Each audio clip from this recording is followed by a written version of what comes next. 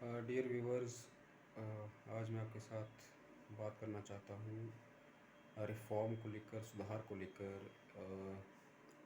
मेरा ये मानना है कि जिस तरह हम बात करते हैं कि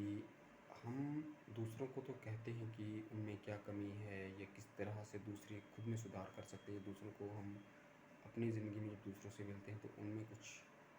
बातें जो हमें लगती हैं कि ये सही नहीं है, उन्हें किस तरह से सही किया जा सकता है, और उनमें जो सही बातें हैं वो उनके लिए तरह से हम कह सकते हैं कि प्रेरणा का स्रोत बन जाती हैं, सोर्स ऑफ इंस्पिरेशन बन जाती हैं। तो ये तो होगी इंडिविजुअली जब हम एक दूसरे की बात कर रहे हैं। अगर ठीक इसी तरह से देखें, अगर रिलीजन के बेस पर, धर्म के आधार पर, अगर एक धर्म के लोग दूसरे धर्म के लोगों को कहते हैं कि इस धर्म में यहाँ पर ये कमी है, तो उसी तरह से उस धर्म में क्या अच्छाइयाँ हैं उस पर भी हम बात करते हैं। लेकिन इसके साथ में ये ज़रूरी है कि हम जिस भी धर्म से संबंध रखते हैं उस धर्म में जो अच्छाइयाँ हैं वो तो अच्छी बात है, लेकिन उस धर्म के अंदर बीतते वक्त के साथ जो चीज़ें सही नहीं हैं, जो एक्सेप्टेबल, स्वीकार्य नहीं हैं, उन चीज़ों को हटाना बहुत ही ज़रूरी है। इसी तरह से अगर हम बात करें जेंडर बेस्ड, यानी कि लिंग के आधार पर, चाहे वो पुरुष हों या महिला, पुरुषों में क्या सही है वो तो उसके लिए तो हम ये कहते हैं कि वो एक तरह से हमारे लिए प्रेरणा का कारण बनता है। पर उसमें जो पुरुषों में, जो पुरुष समाज में जो बातें सही नहीं हैं उनको सही करने के लिए पुरुष समाज को ही आगे आना चाहिए। इसी तरह महिला वर्ग जो है, महिला वर्ग में जो चीज़ें सही हैं उनका तो हमें स्वागत करना चाहिए और उनको और बढ़ावा दिया जाना चाहिए, उनको एनकरेज किया जाना चाहिए। बट लेकिन जो महिला वर्ग में जो चीज़ें सही नहीं हैं, जो स्वीकार्य नहीं हैं, उनमें सुधार लाने के लिए महिला वर्ग के सदस्यों को, लोगों को ही आगे आना चाहिए।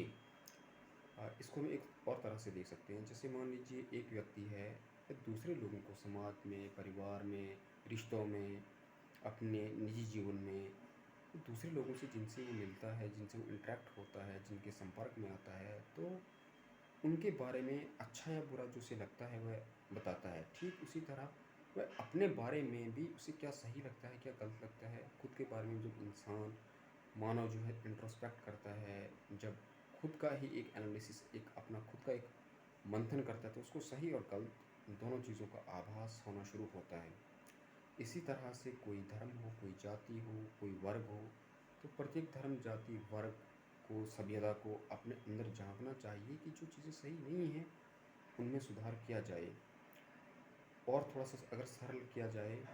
अगर मान लीजिए जैसे हमारे समाज में जो पुरुष वर्ग है, पुरुषों में ही जो पुरुष सही नहीं करते, समाज के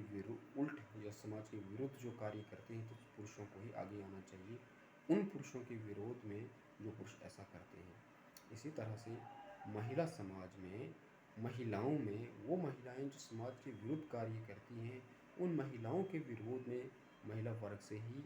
दूसरी महिलाओं को सामने आना चाहिए और उन्हें बात करनी चाहिए कि किस तरह से महिला समाज को हानि पहुंचा रही हैं वो महिलाएं, या वो एक भाग महिलाओं का जो महिलाओं के जो गुण हैं, जिस तरह से मैं ये कहूँ कि वो जिस तरह से अपना योगदान देती हैं समाज के उत्थान के लिए, उसमें किस तरह से एक तरह से बाधा बन जाती हैं वो महिलाएं जो समाज के विरुद्ध कार्य करती हैं। अगर कुछ चीज़ों को और सरल किया जाए, हम देखें कि हमारे जो भी परंपराएं, रीति रिवाज जिनको हम मानते हैं, उनको मानते आए हैं, और आगे भी हमारी जो पीढ़ियां हैं वो मान के चल रही हैं, पर उनमें भी जो चीज़ें सही नहीं हैं, जो एक्सेप्टेबल नहीं हैं, उन्हें हटाया जाना बहुत ही ज़रूरी है। जैसे अगर हिंदू धर्म में, हिंदू समाज की बात करें, जैसे बाल विवाह होता था उसे हटा दिया गया। फिर जैसे ईश्वर चंद्र विद्यासागर, जिनका कितना बड़ा योगदान है जो विडो मैरिज एक्ट, जिसको ईश्वर चंद्र विद्यासागर के द्वारा, उनके प्रयासों के द्वारा समाज में विडो यानी कि जो विधवा पुनर्विवाह जो था उसे शुरू किया गया, बाल विवाह को हटाया गया। तो अगर हम देखें भारत का जो कानून है, जिसमें कि 18 वर्ष महिलाओं के लिए और 21 वर्ष पुरुषों के लिए जो आयु रखी गई,